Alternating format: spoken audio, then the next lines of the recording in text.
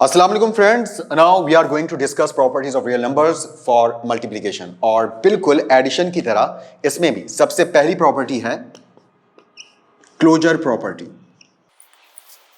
अगर आप real number, जो आज तक जिंदगी में जो पढ़ा है रियल ही पढ़ा है, अगर आप दो रियल नंबर्स को मल्टीप्लाई करवाएंगे तो जवाब फिर भी क्या आएगा? रियल ही आएगा। ठीक है, यानी कि क्लोजर प्रॉपर्टी। क्लोजर प्रॉपर्टी का मतलब ये है कि वो बस उस बाउंड्री के अंदर ही रहेगा। ये रियल नंबर्स की बाउंड्री में बंद है। तमाम रियल नंबर्स के प्रोडक्ट भी रियल हैं। ठीक, तो इसको हम सिंपल कैसे लिख सकते हैं? If A and B belongs to real numbers then A dot B will also belongs to real number. A dot B मतलब डॉट से मुराद प्रोडक्ट, मल्टीप्लाई। ठीक, 5 रियल नंबर है, 3 रियल नंबर है, 5 इंटू 3 15, 15 भी क्या है? रियल नंबर है। -2 रियल नंबर है, 8 रियल नंबर है, -2 इंटू 8 -16, -16 भी क्या है? रियल नंबर है। 1/2 रियल नंबर है, 1/4 भी रियल नंबर है। 1/2 को 1/4 से मल्टीप्लाई करवाएं तो न्यूमरेटर से मल्टीप्लाई होगा, डिनोमिनेटर से। 1 1 1, 2 4 8 और ये बना 1/8। 1/8 भी क्या है? रियल नंबर है। तो कोई भी आप कायनात से रियल वैल्यूज ले लें, उनको जब आप मल्टीप्लाई करवाएंगे तो रियल ही आंसर आपको मिलेगा। जी, कल हमने यही कम्यूटेटिव प्रॉपर्टी एडिशन पे डिस्कस की थी और आज हम इसको मल्टीप्लिकेशन में डिस्कस कर रहे हैं। ये कम्यूटेटिव प्रॉपर्टी क्या कहती है?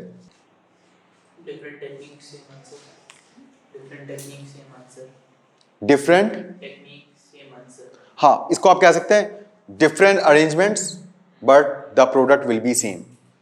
आप दो रियल नंबर्स को अगर मल्टीप्लाई करवा रहे हैं या 3 को करवा रहे हैं, 4 को करवा रहे हैं, आप उसको किसी भी ऑर्डर में लिख दें, किसी भी तरतीब में लिख दें, उनका प्रोडक्ट हमेशा क्या रहेगा? बिल्कुल बराबर, बिल्कुल सेम रहेगा, बिल्कुल बराबर रहेगा। ठीक है, तो हम कम्यूटेटिव प्रॉपर्टी को प्रूव करने के लिए सिंपल दो ही कोई भी नंबर ले लेते हैं। लेट्स सपोज कि एक ए है, एक बी है। A and B both belongs to real numbers. और अगर हम पहले ए लिखते हैं बाद में बी लिखते हैं और मल्टीप्लाई करवाते हैं, या हम पहले बी लिखते हैं और बाद में ए लिखकर मल्टीप्लाई करवाते हैं, the result and the product will be same, will be similar. ठीक, जैसे A2 है और B4 है तो 2 इंटू 4 मेक्स 8। अच्छा, 4 मल्टीप्लाई बाय 2 ये भी 8 है। ठीक है, तो इसका मतलब क्या हुआ? मल्टीप्लिकेशन में नंबर्स का ऑर्डर चेंज करने से कोई फर्क नहीं पड़ता, प्रोडक्ट बिल्कुल सेम रहता है। अच्छा जी, उसके बाद थर्ड प्रॉपर्टी का कोई नाम बताएगा? Associative property. एसोसिएटिव प्रॉपर्टी में हम क्या करते हैं? हम पैरेंथेसिस ले आते हैं, यानी कि राउंड ब्रैकेट्स, और राउंड ब्रैकेट्स की तरतीब को बदल देते हैं बस। और उसमें हम एक साथ कितनी नंबर ले लेते हैं? 3 नंबर ले लेते हैं और उसको हम अभी लेट ABC कर लेते हैं। ABC belongs to real numbers. इस तरह से कि अगर आप ABC को मल्टीप्लाई करें और ABC को मल्टीप्लाई करें और यहां पर ब्रैकेट इधर लगा दें और इधर ब्रैकेट आखिर की 2 वैल्यूज पे लगा दें, तो इसका जो जवाब आएगा वही जवाब उसका भी आएगा। और इस चीज को हम एक्सपीरियंस कर भी चुके हैं। एक बार फिर कर लेते हैं 3 नंबर्स के हिसाब से। मिसाल के तौर पर हमारे पास 3 नंबर्स हैं 2 3 4, तो इसी तरतीब से लिख दीजिए 2 3 4, क्योंकि हम एसोसिएटिव प्रॉपर्टी में तरतीब को तब्दील नहीं करते। राइट, हम अरेंजमेंट को नहीं छेड़ते, हम सिर्फ ब्रैकेट की पोजीशन को चेंज करते हैं। इधर अगर आपने 2 और 3 पे ब्रैकेट लगाया, अब उधर 2 और 3 पे ना लगाएं, उधर किस पे लगा दें? 3 और 4 पे लगा दें, या इधर 3 और 4 पे लगा दें, उधर 2 और 3 पे लगा दें। It's up to you. Right, सिर्फ ब्रैकेट की पोजीशन चेंज करें। अच्छा, अब आपको पता है हम बॉड मास रूल पे चलते हैं, यानी कि पहले ब्रैकेट का जवाब लाते हैं। तो ब्रैकेट का प्रोडक्ट 2 3 6, मगर वहां 3 4 12, तो इधर ब्रैकेट का जवाब 6 आया है, उधर ब्रैकेट का प्रोडक्ट 12 आया है, मगर ओवरऑल प्रोडक्ट फिर भी सेम ही आएगा। 6 इंटू 4 24 और 2 इंटू 12 24। राइट, अच्छा अब आ जाएं फोर्थ प्रॉपर्टी पे। फोर्थ प्रॉपर्टी है मल्टीप्लिकेटिव आइडेंटिटी। मल्टीप्लिकेटिव आइडेंटिटी, अब देखें बात बिल्कुल वाज़ेह है। जब कोई नंबर किसी नंबर से मल्टीप्लाई हो और वापस वही नंबर आ जाए, उसको वापस अपनी शनाख्त मिल जाए आफ्टर डूइंग प्रोडक्ट, तो जिस वैल्यू से वो मल्टीप्लाई हुआ वो वैल्यू क्या कहलाएगी? मल्टीप्लिकेटिव आइडेंटिटी कहलाएगी। यानी कि अगर a belongs to real number, so a multiply by what to get a as product? Excellent, 1, क्योंकि कोई भी वैल्यू 1 से मल्टीप्लाई होकर वापस आती है। जैसे कल एडिटिव आइडेंटिटी में हमने क्या डिस्कस किया था? एडिटिव आइडेंटिटी कौन होता है? 0, क्योंकि 0 ऐड होकर अमानत एज इट इज पहुंचा देता है जवाब में। वैसी 1 मल्टीप्लाई होकर अमानत एज इट इज पहुंचा देता है जवाब में। तो अमानत की हिफाजत करने वाला आइडेंटिटी है। तो मल्टीप्लिकेटिव आइडेंटिटी 1 है जो चेंज नहीं होने देता, अनऑल्टर्ड जो भी वैल्यू है उसको एज इट इज प्रोडक्ट बना देता है, और एडिशन में जो भी 0 है वो उस वैल्यू को एज इट इज जो सम है उसके तौर पर वो ले आता है। राइट? तो यहां पर आपको पता चल गया कि मल्टीप्लिकेटिव आइडेंटिटी कोई पूछे कि क्या है तो आप जवाब देंगे 1 है। कभी कोई कहे मल्टीप्लिकेटिव आइडेंटिटी लिखकर दिखाओ तो आप सिंपल क्या लिख देंगे?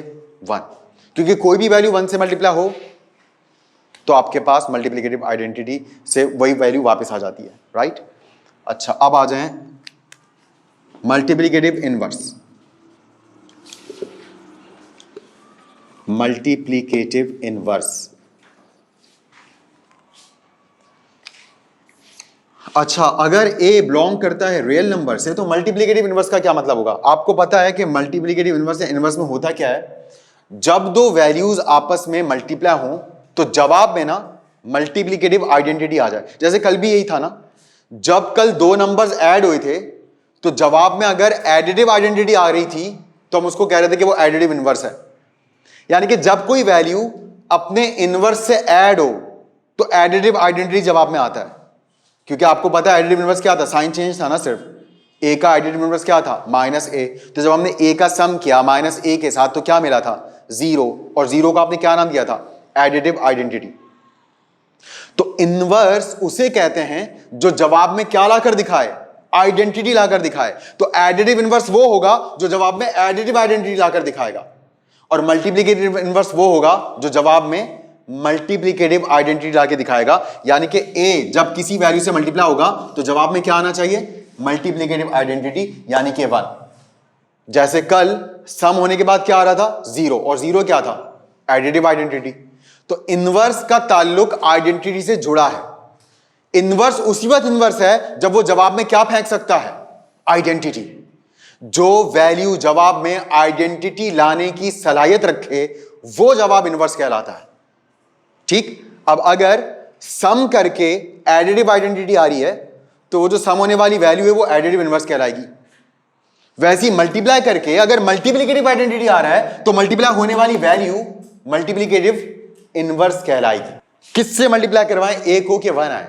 मतलब कल हमने एडिटिव इनवर्स में क्या किया था? डिस्ट्रॉय किया था ना, ताकि 0 रह जाए। और 0 क्यों रह जाए? क्योंकि 0 थी एडिटिव आइडेंटिटी। आज भी हम इसको डिस्ट्रॉय करना चाहते हैं a को, क्योंकि आप देख रहे हैं जवाब में क्या a है? नहीं है ना। इट मींस कि a को डिस्ट्रॉय होना जरूरी है। आपकी जो एफर्ट्स है बड़ी जबरदस्त है, और आप देखिएगा जवाब भी आप ही लोग देंगे। जवाब भी आप ही लोग देंगे, मैं नहीं देने वाला। मैं सिर्फ आपको मल्टीप्लिकेटिव इनवर्स का एक और नाम बताने वाला हूं। मल्टीप्लिकेटिव इनवर्स का एक नाम और होता है जो आप जानते हैं। ठीक? वो नाम मैं आपको जैसे ही बताऊंगा आप मुझे a का मल्टीप्लिकेटिव इनवर्स बता देंगे। Right?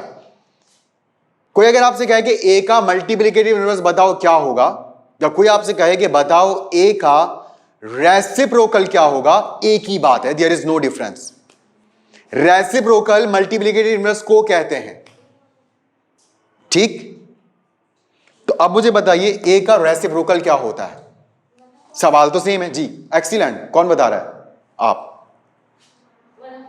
Excellent, brilliant, 1/a। Reciprocal का मतलब होता है just flip the fraction. Numerator को डिनोमिनेटर बना दें, डिनोमिनेटर को न्यूमरेटर बना दें, बस हो गया रेसिप्रोकल। तो यहां पर डिनोमिनेटर क्या है? 1 है ना, तो ये न्यूमरेटर बन जाएगा, और इधर न्यूमरेटर a है, ये डिनोमिनेटर बन जाएगा। और आपको पता है मल्टीप्लाइंग फॉर्म में ऊपर नीचे वैल्यूज क्या हो जाती हैं? कैंसिल हो जाती हैं। तो a से कैंसिल क्या रह गया? 1। वैसे मुझे बताइए 2/3 का मल्टीप्लिकेटिव इनवर्स क्या होगा? 3/2। Well done, 3/2। और जब 2/3 3/2 से मल्टीप्लाई होगा तो 3 से 3 कैंसिल, और 2 1 2, मतलब सिर्फ 1 रह गया। इसका मतलब है अगर कोई भी वैल्यू अपने रेसिप्रोकल से मल्टीप्लाई होती है तो सब कुछ डिस्ट्रॉय हो जाता है और सिर्फ क्या रह जाता है? 1, और यही 1 क्या है? Multiplicative identity. तो दो वैल्यूज मल्टीप्लाई होकर अगर मल्टीप्लिकेटिव आइडेंटिटी ले आए, इट मींस वो दोनों वैल्यूज एक दूसरे की क्या है? मल्टीप्लिकेटिव इनवर्स हैं, या दोनों वैल्यूज एक दूसरे के लिए क्या है? रेसिप्रोकल है। तो आपको ये समझ में आ गया अच्छी तरह से कोई प्रॉब्लम उसमें मल्टीप्लिकेटिव इनवर्स तक? Distributive property of multiplication over addition. अभी इतने लंबे नाम की प्रॉपर्टी क्या है? मतलब अगर इतना लंबा नाम रखना था ना तो ये प्रॉपर्टी को लिखने की जरूरत ही नहीं थी मेरे हिसाब से तो, मगर चले बस एक ट्रेंड था, जाहिर सी बात है, तो मैथमेटिशियन ने इसको किया। ये सिंपल क्या है मुझे बताएं, अगर कहीं लिखा हुआ हो कि इसको मल्टीप्लाई करो तो कैसे मल्टीप्लाई करवाएंगे? 5 को a से मल्टीप्लाई करवाएंगे तो 5a हो जाएगा, फिर 5 को 2 से मल्टीप्लाई करवाएंगे, प्लस प्लस प्लस, और 5 2 क्या हो जाएगा? 10 हो जाएगा। अच्छा, अगर आप अभी अपने बचपन से, यानी कि अभी आप ज्यादा मेच्योर नहीं हो पढ़ाई में, तो हम इससे पहले इसका एक स्टेप और कर सकते हैं।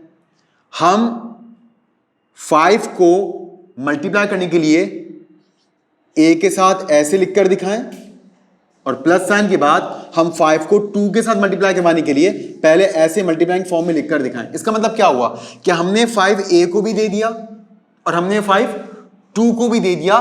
किस लिए? मल्टीप्लाई होने के लिए। यानी कि एक तरह से हमने 5 को इन दोनों में डिस्ट्रीब्यूट किया है ना, हमने 5 दोनों में बांटा है ना। निकाह के बाद क्या बढ़ता है?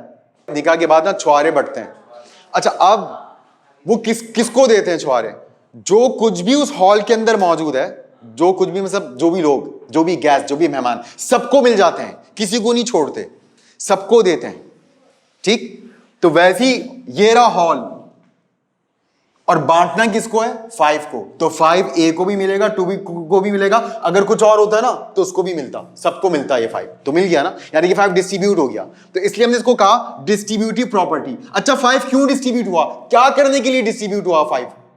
मल्टीप्लाई करने के लिए, क्योंकि 5 इस ब्रैकेट से मल्टीप्लाई हो रहा था, इसलिए हमने इसको कहा डिस्ट्रीब्यूटिव प्रॉपर्टी ऑफ मल्टीप्लीकेशन। अच्छा, मगर जिन चीजों में 5 डिस्ट्रीब्यूट हुआ वो चीजें आपस में क्या हो रही थी? प्लस हो रही थी, और प्लस को एडिशन कहते हैं। यानी कि ऐड होने वाली चीजों के ऊपर 5 को डिस्ट्रीब्यूट किया गया ताकि 5 उन चीजों से क्या हो जाए? मल्टीप्लाई हो जाए। तो ये प्रॉपर्टी क्या है? Distributive property of multiplication over addition. ये काम आप बचपन से कर रहे हैं, इस काम के करने को कहते हैं distributive property of multiplication over addition. अच्छा, फर्ज कर ले, कॉमन सेंस से बताएं, अगर इधर माइनस होता तो अब इस प्रॉपर्टी का क्या नाम हो जाता? एक्सीलेंट, बस distributive property of multiplication over, sorry addition नहीं, सब्ट्रैक्शन ओवर सब्ट्रैक्शन। ठीक, ये ऐसे हो जाता। अच्छा, इसको आप, क्योंकि 5 अगर आप दोनों हाथ रखें ऐसे, तो 5 कहां है? लेफ्ट पे या राइट पर? कहां है? लेफ्ट पर है ना। तो अगर आप इस प्रॉपर्टी को और लंबा करना चाहें तो आप ऐसे भी लिख सकते हैं, लेफ्ट डिस्ट्रीब्यूटिव प्रॉपर्टी, यानी कि लेफ्ट से डिस्ट्रीब्यूट किया जा रहा है 5। ठीक है, तो left distributive property of multiplication over addition, क्योंकि आपको पता है, अभी भी पता चला कि भाई तरतीब से कोई फर्क नहीं पड़ता।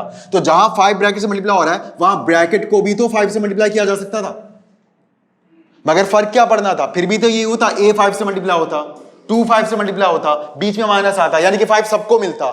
मगर इस बार 5 किधर लिखा हुआ है? इधर। ये वही हाथ है जिससे मैं खाना खाता हूं, इट मींस ये राइट हैंड है, राइट। तो ये, अब मैं इसको क्या कहूंगा? Right distributive property of multiplication over minus है तो सब्ट्रैक्शन, राइट। तो राइट लेफ्ट भी आप ये लफ्ज लगा सकते हैं, नहीं भी लगाएं तो कोई प्रॉब्लम नहीं है, इतना भी कह देना काफी। मगर वो मैथमेटिशियन को कीड़ा काटा तो उन्होंने कहा जब इतना लंबा नाम हो गया है तो इसको ना, उनको चोरी की कुछ और लंबा कर देते हैं इसको। तो उन्होंने सोचे लेफ्ट राइट का भी चक्कर डाल दो ताकि और लंबा हो जाए ये नाम, और देखने वाले बोले क्या भयानक प्रॉपर्टी है। हालांकि आपको पता चले कुछ भी नहीं है, ये काम तो आप बचपन से कर रहे हैं। अभी आपने खुद बता दिया कैसे होता है मल्टीप्लाई, आपने खुद बता दिया 5 को a से भी मल्टीप्लाई करवा दो, 5 को 2 से भी मल्टीप्लाई करा दो, लो हो गया। ठीक, तो समझ आया अच्छी तरह से लेफ्ट और राइट। बस इसको प्रेजेंट कैसे करते हैं? इसको प्रेजेंट बस ऐसे कर लेते हैं कि अगर a b c belongs to real numbers, तो अगर a मल्टीप्लाई हो रहा है b प्लस c से, तो a b के साथ भी आ जाएगा और प्लस साइन के बाद ए सी के साथ भी आ जाएगा, ठीक है। बाकी मैंने आपको लेफ्ट राइट और एडिशन की जगह वर्ड सब्ट्रैक्शन आ सकता है, ये मैंने आपको बात बता दी है। क्लियर? तो आज हमारी मल्टीप्लिकेशन की तमाम प्रॉपर्टीज मुकम्मल हो, ठीक। अच्छा, और आखिरी चीज जो मैंने आपसे पूछनी थी, नहीं अच्छा लाफिज तो कर दूं,